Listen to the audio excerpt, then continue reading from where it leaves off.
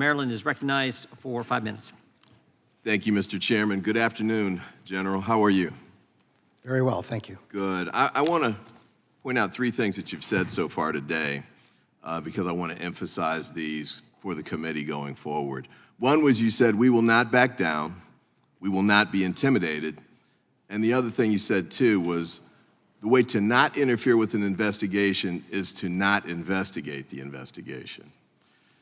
Now, I thought that was particularly apropos here because this committee has been doing exactly the opposite. We've been, under the chairman's leadership, investigating prosecutors all over the country in the middle of criminal investigations and sometimes post-indictment, sometimes pre-indictment, I think in an effort, frankly, to derail the prosecutions in those cases. And I'll start with the one, this is the Alvin Bragg effort.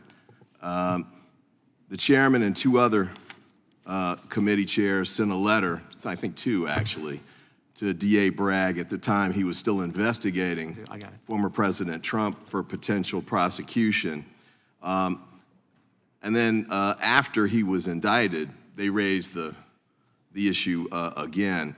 And the concern I had on that front was multiple. One was, one of the letters that the committee chair sent was demanding information that potentially would have violated state law in New York, similar to the federal grand jury secrecy laws that we have in some of the matters that you govern, if he had complied with what the committee had demanded.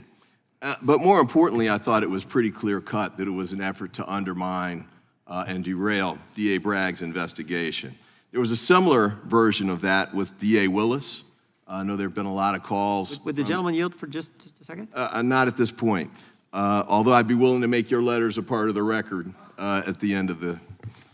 DA Willis in Georgia faced similar calls. In fact, there are a number of prosecutors across the country, frequently they're in blue jurisdictions, cities, and red states, where they face pressure from usually state officials to curtail the way they're doing investigations. And in some instances, the state AGs have stripped them of their authority, even though they've been duly elected by citizens in those states.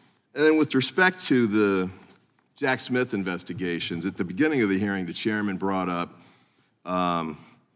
Trump did everything DOJ asked him to do. Now, this is with respect to the search warrant.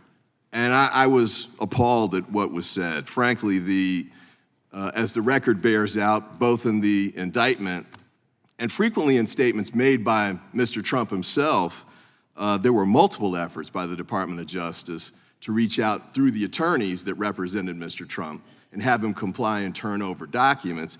He refused to do so. In fact, the allegations are he, in fact, moved documents and tried to hide them so the Department of Justice couldn't get them.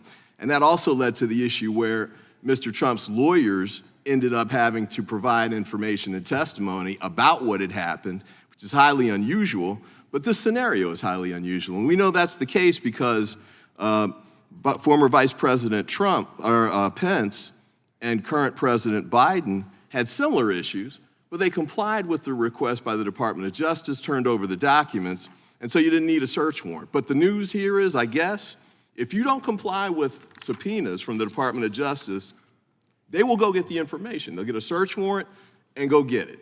And I know that because I've seen that in multiple cases in my career. There's no surprise, and there's certainly no 2 tiers of justice with respect to what was done in that instance. In fact, the fact that they took so long to do it, I think is based entirely on the fact that he had been president. And then with respect to Mr. Weiss, because this is the most recent version, and I get why they're doing it. They want to try and build a case to impeach President Biden.